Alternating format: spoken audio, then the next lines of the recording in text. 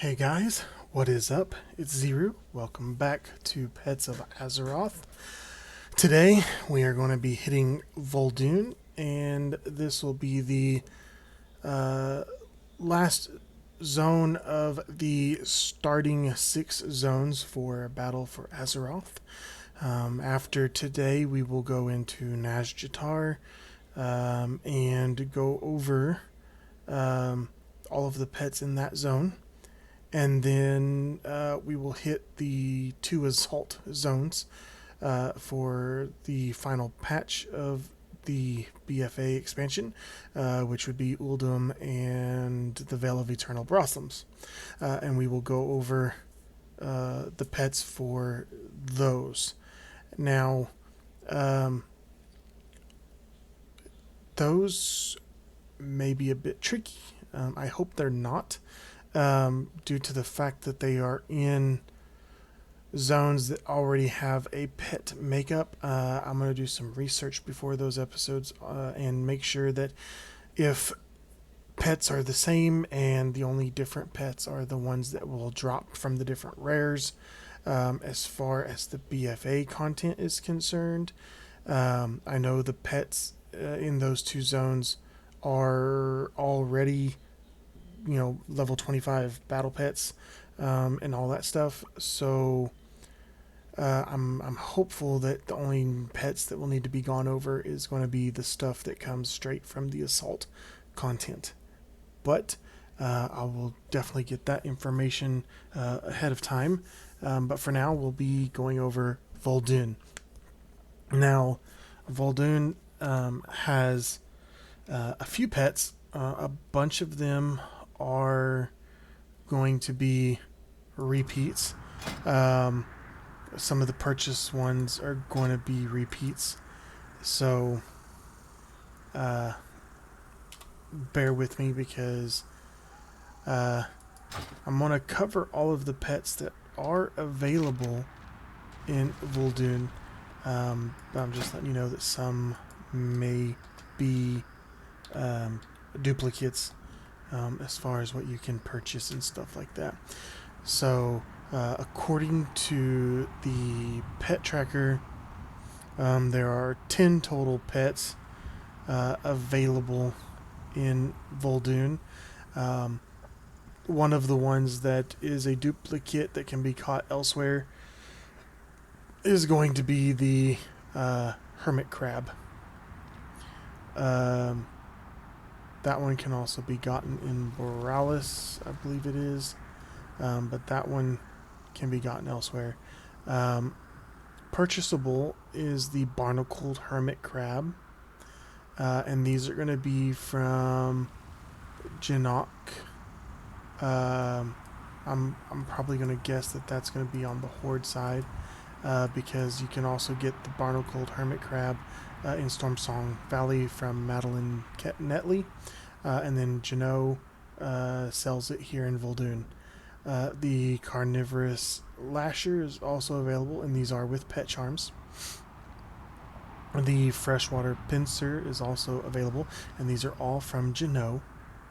The guardian cobra hatchling is from a quest in Vol'dun called My Hungry Neighbor, so you can get him from that. PoA comes from a quest for Missing Business. The Ranishu Runt is purchasable from Jino for pet charms. The rebuilt Gorilla Bot comes from Duke Thar the Destroyer. It's a drop. The rebuilt Mechanical Spider comes from Arachni, which is also a drop. And the Sandstinger Wasp is purchasable from Jino. And those are all of the different pets that are able to come from Vol'dun. And then the young sand sifter. The young sand sifter is another pet that is available here.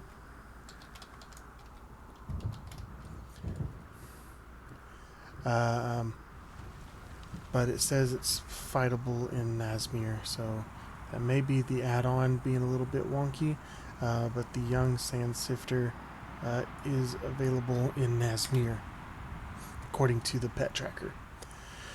So those are going to be the different pets that you can either battle or capture. There's not a whole lot here.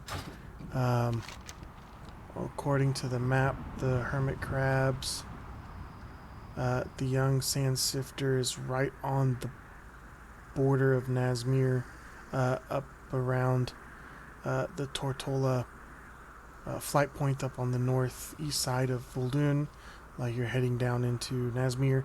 The young sand sifter is up there. Otherwise, it's just a bunch of hermit crabs, all along the coast. Those are about the only pets that are available here. There are 4 world bosses here, just as there is in the other zones. 3 are going to be pet tamer battles, and the 4th one is going to be a single type of a boss battle for a pet battle. It'll be a 3-on-1 battle. And the different pet battles, World Quest pet battles here, are called Xu-Fus Champions of Vol'dun, Desert Survivors, What Do You Mean, Mind Controlling Plants, and Snakes on a Terrace. Those are the 4 world quests. You can use the mini map to see which ones are up and available. At the time of this recording, Desert Survivors is the one that's up. I will definitely go jump and get that after I get done with the video. But that's the one that's up today, and you can see where the location is. However, for any of you that are using any of the TomTom add-ons or location add-ons, Xu-Fus is located at 57 by 49. And the most common team for him is a Sprite Darter Hatchling with an Iron Starlet. And if you don't have a Sprite Darter, then a Nether Fairy Dragon could work in his place.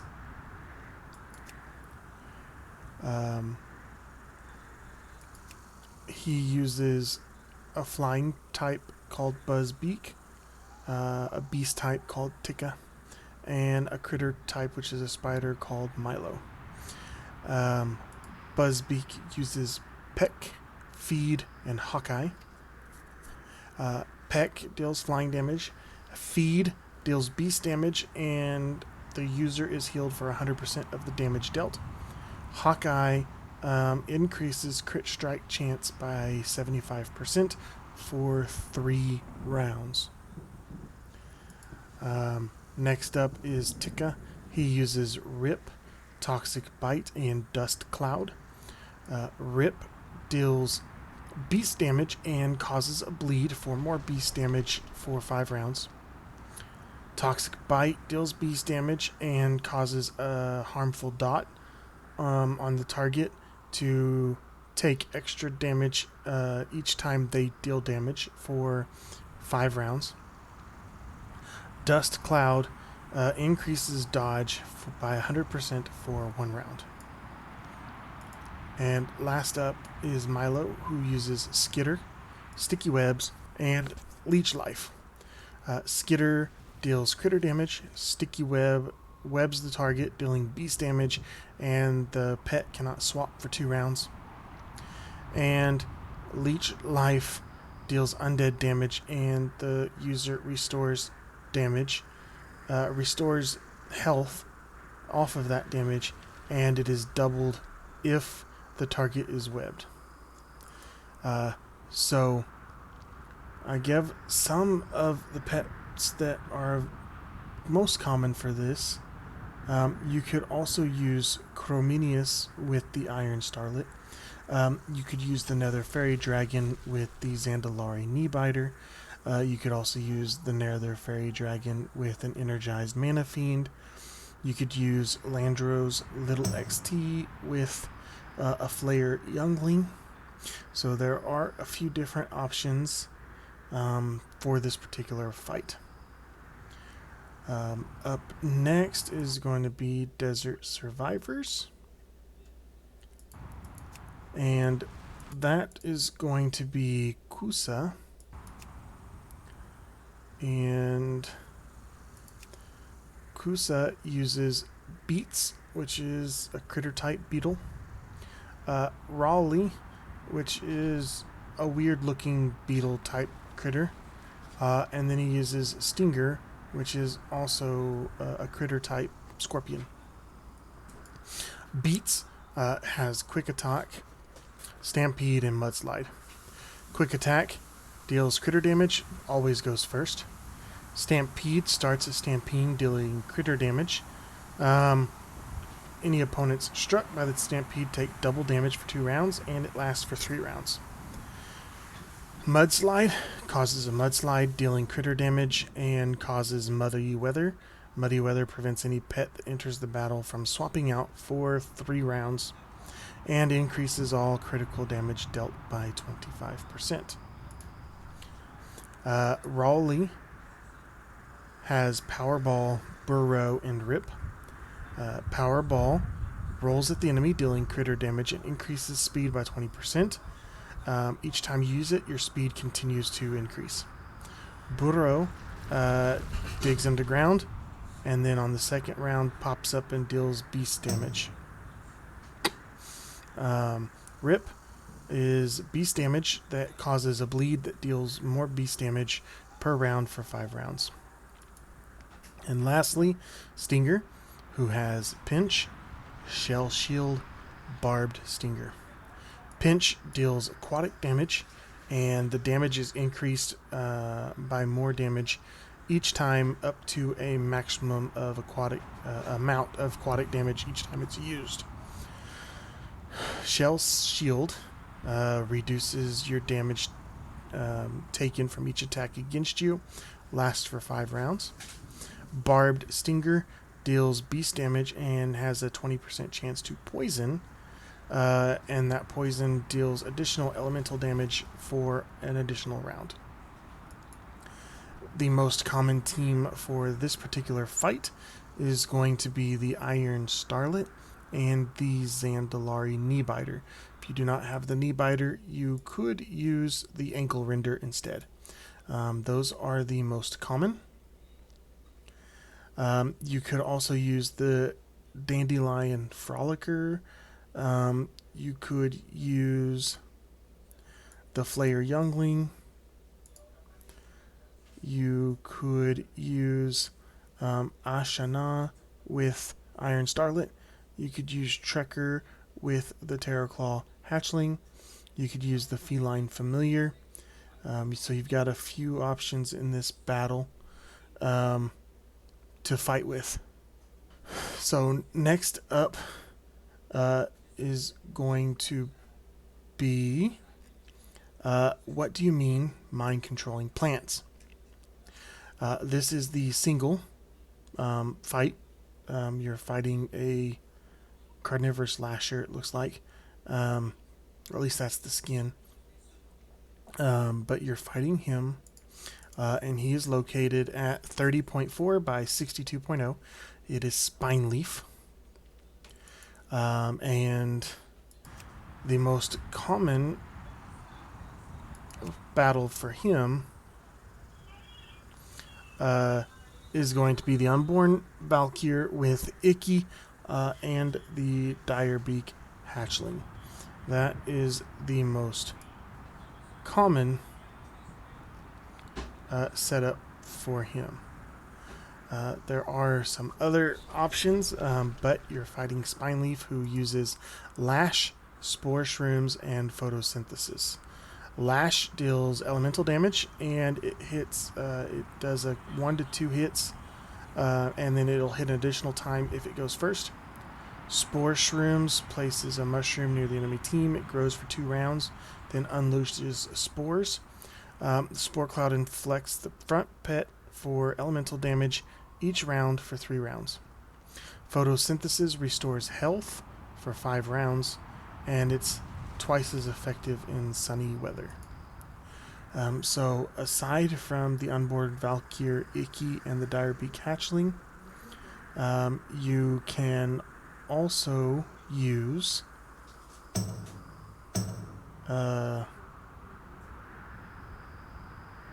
if I can get everything to load, there's also a Binax with the Shimmer Cell Schnell and the Rapana Welk, which is another option that you can use. The Binax would be a leveling a pet. You would mostly use the 2 snails. You could use Icky by itself. That's one option. You can use the Unborn Valkyr with the Zandalari Ankle Render. You can use some jellyfish, the Plump Jelly, the Bleakwater Jelly, and the Sewer Pipe Jelly. Those are options. You can use the Creepy Crate with Icky. So you've got a few options of pets that you can use in this particular battle. And then last up is going to be Snakes on a Terrace, which is Sizik. He is located just outside the Alliance flight path. Not where you port in from Borealis, but when you come through and do the main hub, he's one of the NPCs that you rescue, and they allow you to set up a base at their little temple. But he's at 26.6 by 54.8.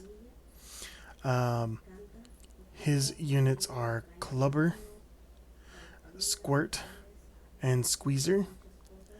A Flying, a Critter, and a Critter. And Clubber has Peck and Stunning Peck. Peck pokes the enemy, dealing flying damage. Stunning Peck stuns the target for 5 rounds and forces a swap with the lowest health pet. Squirt uses Chomp, Dive, and Shell Shield. Chomp deals critter damage. Dive submerges, and then on the second round pops up and deals aquatic damage. Shell Shield absorbs damage for 5 rounds. And Squeezer has Pinch, Bubble, and Renewing Mist.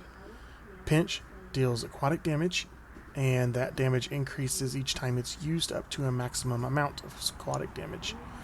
Bubble surrounds you in a bubble, blocking the next 2 attacks.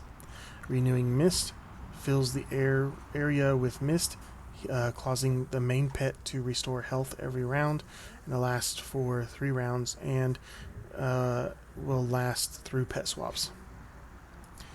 The most common pet team for this is a couple of level pets and the Infernal Pyre Claw. That's one of the options. Another option is the Zandalari Kneebiter with the Servant of Demidos and Zandalari Ankle Render. You can also use another Fairy Dragon with a Flayer Youngling, or a Nexus Whelpling with by itself, or a Little Bling, an Iron Starlet, and a Chrominius. So those are some options for that. I am using the Infernal Pyre Claw, but those are going to be your options for Sizik, and those are going to be your for World Quest for this particular zone.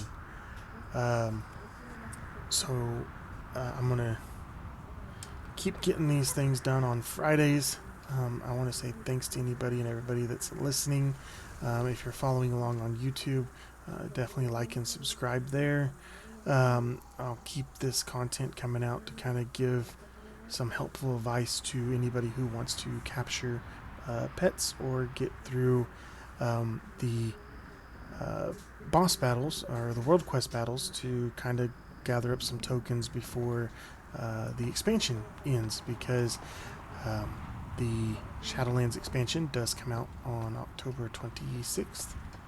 So we've got, as of the recording of this, just under 2 months to farm up some tokens and get some of these pets purchased and whatnot.